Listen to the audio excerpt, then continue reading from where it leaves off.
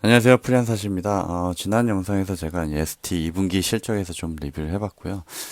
그 과정에서 이제 고압 어닐링 장비에 대해서 강임수 ST 대표이사께서 얘기한 내용이 있어서 이 부분을 조금 더 자세하게 살펴본 내용을 함께 공부해 보도록 하겠습니다.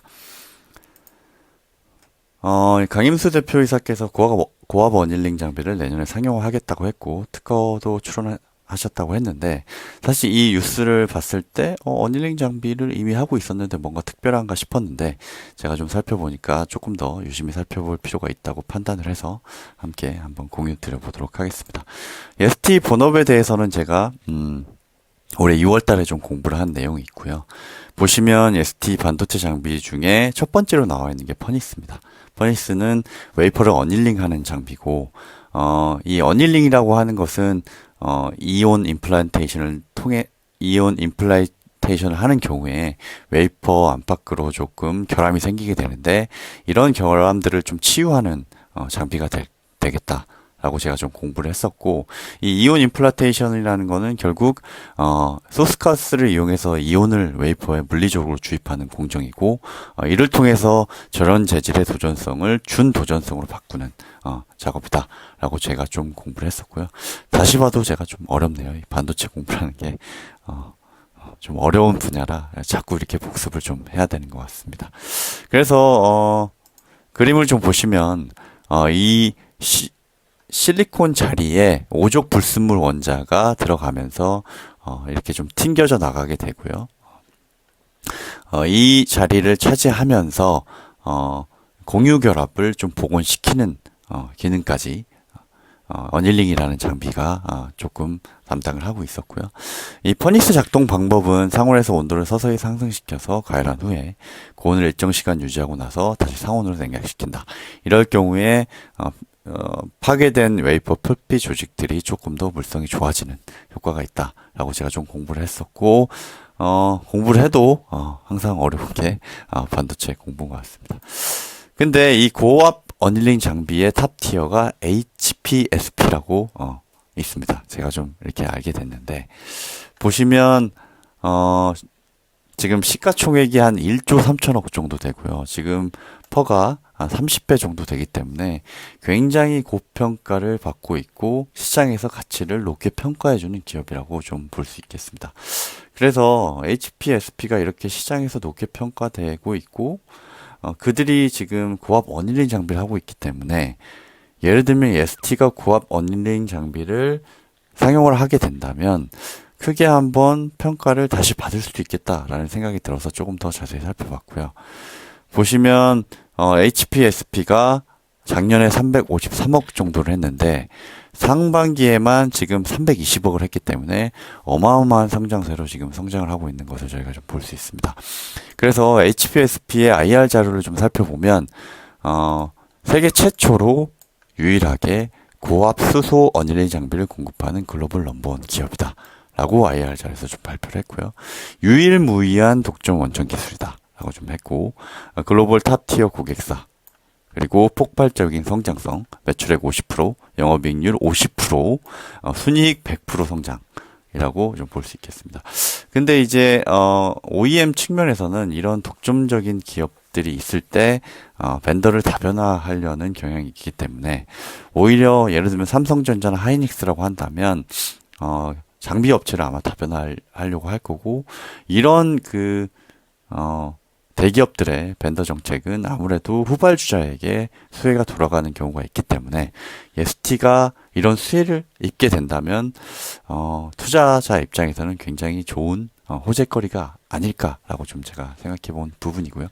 그래서 이 고압 어닐링 장비에 대해서 그래도 좀 공부를 해봐야 되니까 보면은 이 어닐링 공정에서 보면은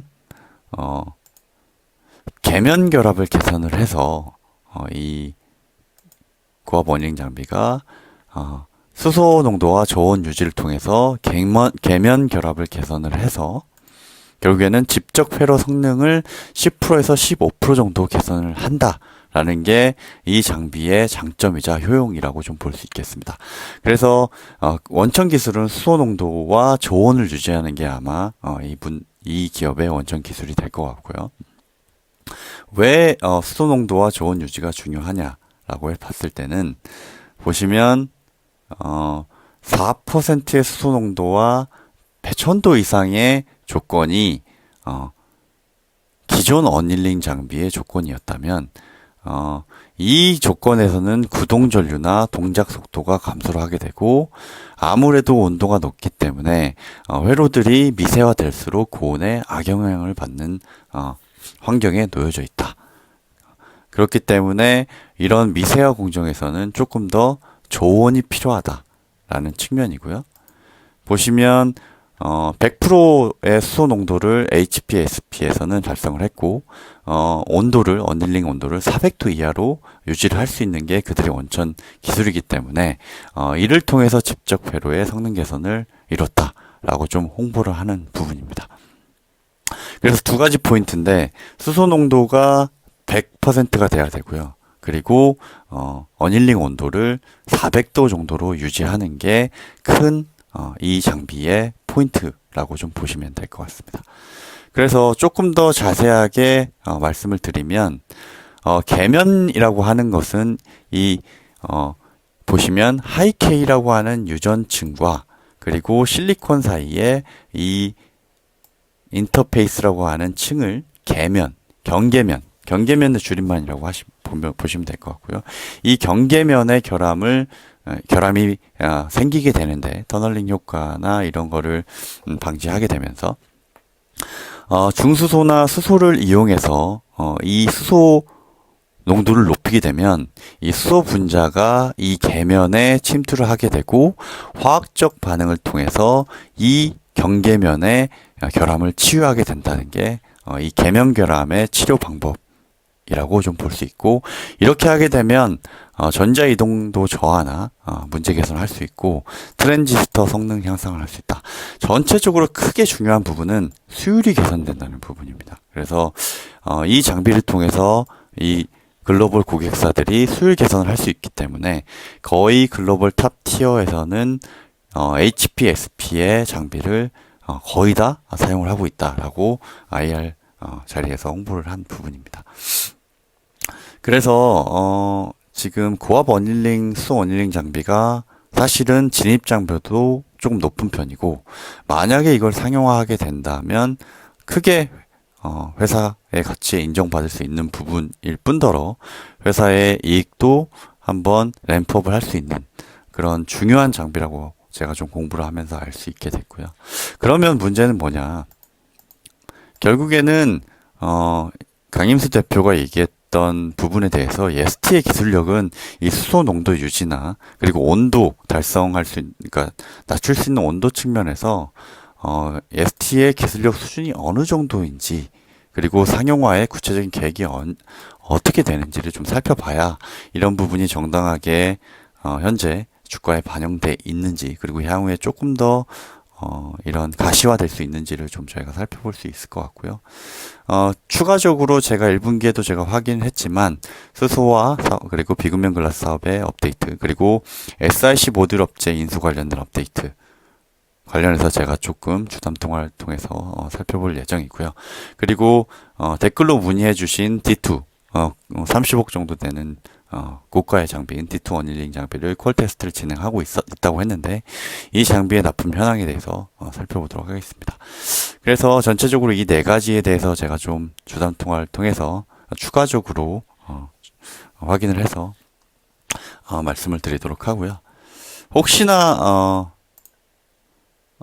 궁금한 점이 있으신 분들은 댓글을 남겨주시면 제가 진지하게 이렇게 물어봐서 궁금증을 좀 해소드리도록 하겠습니다. 그래서 고압 어닐링 관련해서는 제가 좀 이렇게 말씀을 드렸고요.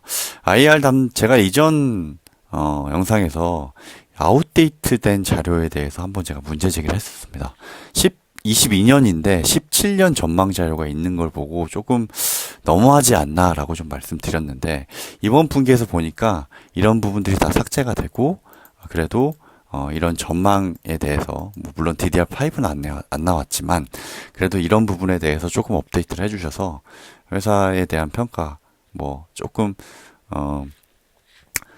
작은 부분이라고 할 수도 있겠지만 그 22년 자료에 17년도 전망이 있는 건 좀 너무하다 싶었는데 이런 부분이 조금 업데이트가 돼서 고생하신 것 같고 투자자 입장에서는 잘된 일이라고 좀 생각을 하고 있습니다.